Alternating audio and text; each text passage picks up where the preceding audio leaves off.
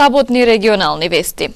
Деценискиот проблем со грбките на регионалниот пат Тетово-Јажинце не го надминува ниту новата централна власт.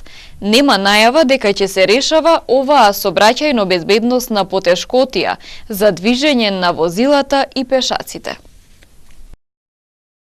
Магистралниот пат Тетово-Јажинце наместо јавното предпријатие за државни патишта во своји раце го зеле мештаните општините. Противзаконски тие поставуваат така наречени легнати полицајци, кои дополнително создаваат хаос и гужви на овој пат, која поврзува државата со Косово. Жителите од овој крај кои ги анкетиравме, велат дека биле принудени да интервенираат на патот поради безбедносни причини. Некои сметаат дека поставените грбки треба да се отстранат, но надлежните претходно да преземат чекори, со кои би ја довеле во сигурност безбедноста на пешаците и возачите, кои го користат овој патен правец. Сметат овие за возилата, се расипуваат возилата, ми плачеме регистрација, осигурание, меѓутоа пак се вози брзо, ради безбедноста, значи мора да се предприемат други мерки. Кои например? Например, надвозници да има за пешаците, за велосипедистите, другите, значи ради безбедност треба да надвожњаци и така. Мора да се земе некоја мерка овде, мора. Иначе вака не иде. Многу жртви идат овде. Овие лежни полицајски што се викат, грбки, потребни се. Иако минутажата се зголемува за другите села, и тие сега сваќат дека нормално е ова.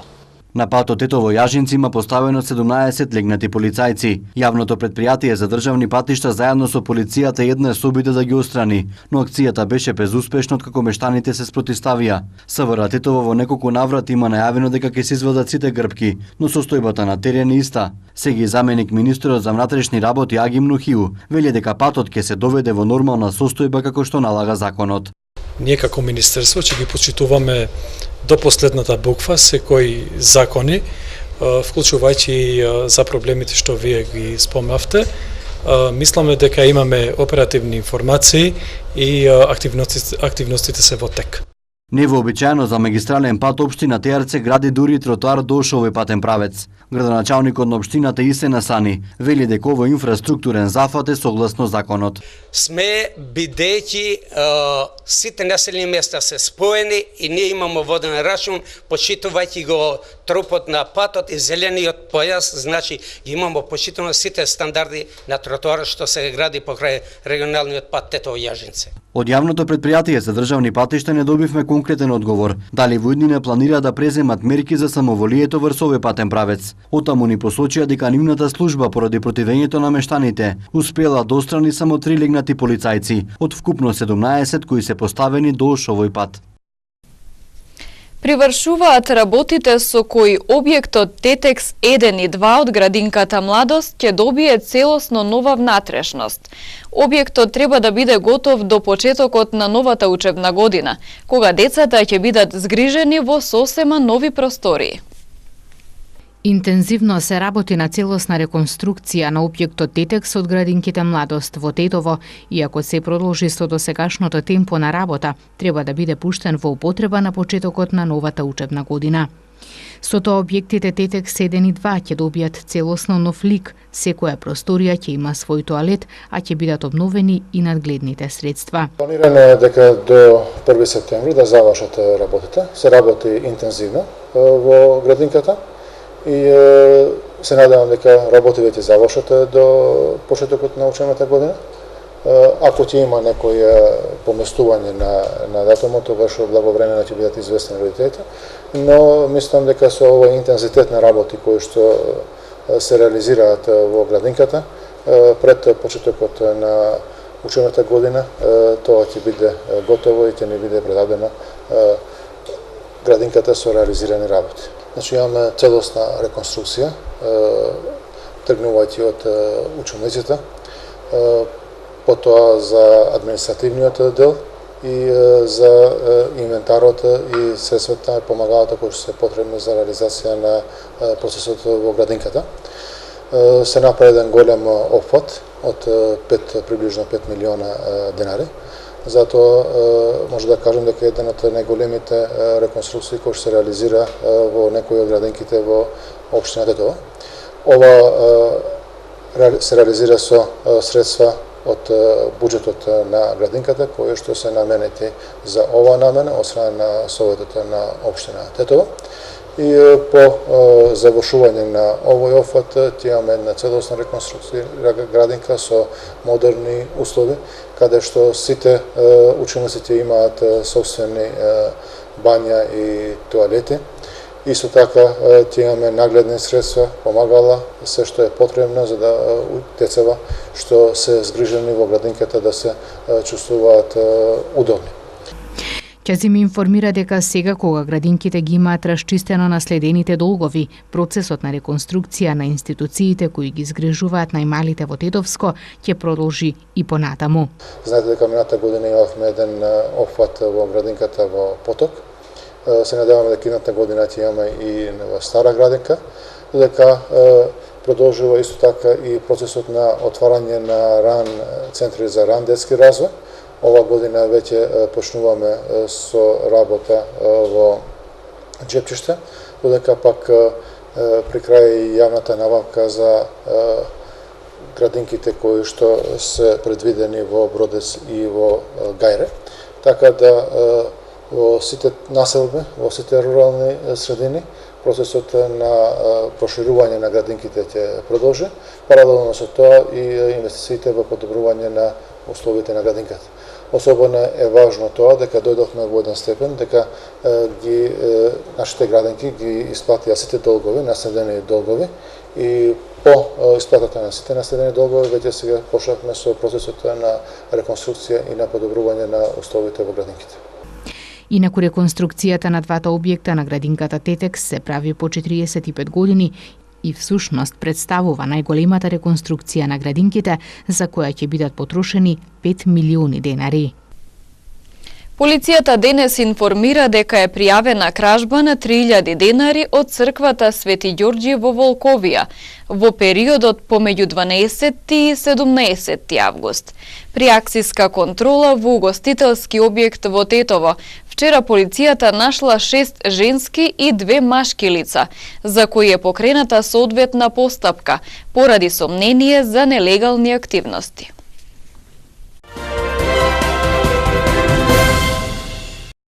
Голема трагедија ја потресе вчера Македонија кога починаа двајца параглайдеристи кај Мечкин камен во Крушево.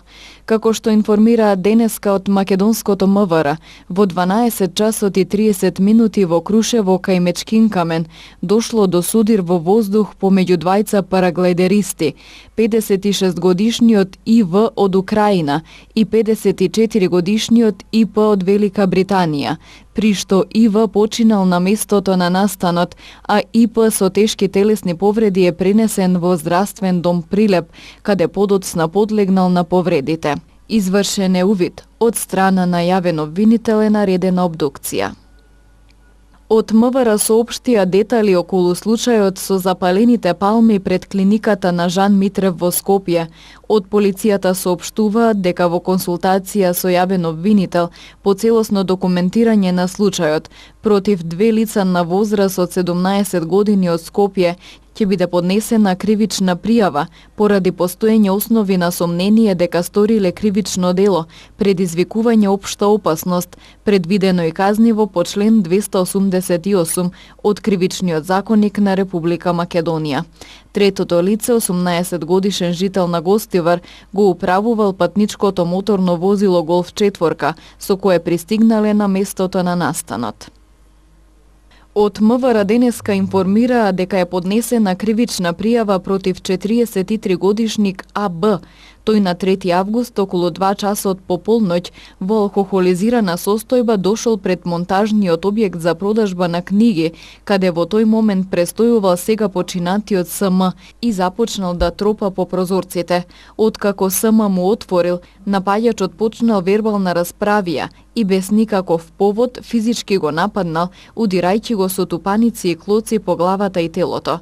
Од ударите СМ се здобил со нагмечување на мозочната маса и е пренесен во ургентниот центар во Скопје, каде на 11 август им подлегна на повредите. Врз телото на починатиот е извршена обдукција, при што е констатирано дека се работи за насилна смрт, која настапила како последица од нанесената тешка телесна повреда. Петчлена екипа од Македонија ќе трча на ултрамаратонот Мон Блан. Меѓу нив е и тетовецот Александар Симјановски. 5 македонци ќе учествуваат на најголемата светска тркачка атракција на полето на ултрадолгите планински маратони, годинашниот ултрамаратон Мон Блан на Алпите. Во тимот на Трекс покрај тетовецот Александар Симјановски се и Игор Пирковски, Никола Цицовски, Жикица Ивановски и Игор Јовановски. Трката ќе започне на 31 август, а учесниците кои треба да истрчаат 173 километри имаат рок од 46 часа да стигнат до целта. Годинава се очекува да настапат над 2500 ултратркачи од целиот свет. Ултратрел де Мон Блан, чиј старт е во Шамони, Франција. Кружи околу 3 држави, Франција, Швајцарија и Италија, повторно се враќа назад во Шамони. Значи трката е 100 мили, односно 173 километри со 10.000 D+. За да се учествува треба да се освојат поени од квалификацијски трки. Значи треба да се има учество на најмалку 3 трки од 100 или повеќе километри, на кои што треба да се освојат минимум 9 поени. Временскиот лимит за завршење на трката е 46 часа и исто така има временски лимит до кој треба да се дојде на определена контролна точка. Трката има вкупно 15-16 контролни точки, а успех за било кој од нас ќе биде прво да се заврши трката, а второ би било исто така голем успех кој некој би успел да ја заврши под 30 часа. Стартот е во петок на 31 и ќе трае до следните 46 сата, до недела, како ќе му да вечер. Ќе има и за следење уживо на кој надпреварувач на која контролна се наоѓа, колку километри има поминато, уште колку километри ќе има до финиш. Тимот има интензивни тренинзи во пресред на овој ултрамаратон, како на рамни, така и на планински патеки. По 3-4 пати неделно се спремаме, кога посебно, кога групно, некоја ти навечер трчаме, така да, тоа е тоа. Од 100 до 120 километри неделно вежбаме, што на рамно, што на планина. Некој посебен режим на исхрана? Режим на исхрана. Моментално 2 години, 3 не јадам леп, тестенини, такви работи. Повеќе сум на месо, на протеини, на млечни производи. Учеството на ултрамаратонот 5 македонци ќе ги чини околу 8.000 евра вкупно. Покрај трошоците за котизација, за сместување и за пат, треба дополнително да набават опрема која е пропишана со правила за надпреварувачите на оваа трка. Значи, според наша калкулација, целокупното наше учество кој тим, 5 тркачи и 3 што ќе биде у логистика луѓе, треба да изнесува негде околу 7-8.000 евра. Само стартнината од човек е 250 евра. Значи, на тоа да се даде патните трошоци кои што сигурно исто така ќе биде околу 600-700 евра. Сместувањето од човек е исто така негде околу 100-200 евра, да. Значи, вкупната проекција, дополнително опрема што треба да се набави. Патиките што се за трчање се нели посебни за планинско трчање, минимум треба 2 пара. Треба да има исто така минимум 2 челни лампи. Дополнителна опрема Гортекс јакна што не пропушта ветер и дожд до 20.000 капки, панталони исто така, ракавици и плюс едни ракавици исто што се водоотпорни. Тоа све кошта. За тимот од Македонија представува голем предизвик учеството на оваа трка. Предизвикот 2 години го планирав, така да лани ми беше последната трка за тоа за бодови да освојам. и дојде у Хрватска, трчавме 155 километри на Далмација и у јануар се пријавивме групно. Кој се занимава со планинско ултрамаратонско трчање, оваа трка му е сон. Во 2014 година Светлана Стојановска беше првата македонка што го заврши ултрамаратонот Монт Блан за 44 часа и 59 минути. Жикица Ивановски го истрча за 31 час и 46 минути и беше пласиран на 155-тото место, а Јовица Јованчев за 32 часа и 46 минути беше на 189-та позиција. Познатото фудбалско име Едмилсон Мораес ќе подучува млади фудбалери во Гостивар. Поранешниот репрезентативец на Бразил, кој градеше кариера во Барселона и Лион, денес беше во посета на Гостивар. Под водство на некогашниот бразилски репрезентативец и играч на Барселона и Лион Едмилсон Мораес, во Гостивар ќе се организира летен камп за млади фудбалери. Летната школа е предвидена за јуни 2019 година и ќе биде добра можност за фудбалските таленти од градот, но и цела Македонија да покажат што знаат и умеат на теренот. Познатиот фудбалер има своја фондација преку која подучува и поддржува млади фудбалери во повеќе земји ширум светот. Едмилсон денес беше во посета на Гостивар и се сретна со градоначалникот Арбен Таравари. Muchas gracias de estar aquí por la primera vez en Gostivar. Thank you for being here for the first time in Gostivar. Прв пат сум во Македонија, но знам дека децата овде сакаат да играат фудбал. Јас не сум активен играч 6 години, но имам своја фондација во која се вклучени илјадници деца кои ги подучуваме. Најважното нешто за еден фудбалски играч не се титулите, туку да се биде добар човек и граѓанин. Такви вредности промовираме преку нашиот камп. Сакаме да ги научиме децата што е суштината на фудбалот. Не е тоа само фатија топката во раце и трчај, туку преку фудбалот се учат важните вредности кои остануваат за цел живот. Да бидеш истрен, да се стремиш кон напредок и да развиваш креативност. Денеска поводот за доаѓање во Гостивар е што планираме идната година во јуни во време трајање од 6 до 7 дена да организираме камп или училиште, школа за фудбал, кај што ќе се соберат повеќе деца од повеќе градови во Македонија и некои од нив ќе бидат избрани за понатаму да тренираат или да бидат делови од клубови, познати клубови во Европа. Едмилсон и Таравари разменија символични подароци. Фудбалерот го доби клучот на градот, додека тој на домакинот му подари дрес на Барселона. Едмилсон го посети и градскиот стадион, каде што го пречекаа млади фудбалери.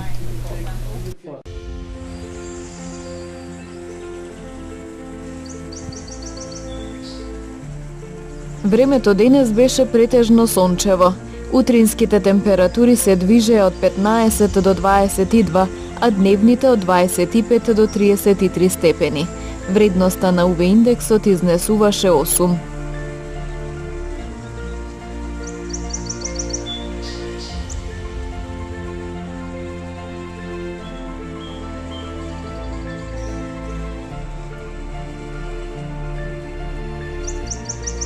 Утре не очекува сончево време со мала до умерена облачност, попладне со услови за краткотраен дожд и грмежи. Утринските температури ќе се движат од 15 до 22, а дневните од 25 до 33 степени. Вредноста на UV индексот ќе изнесува 8.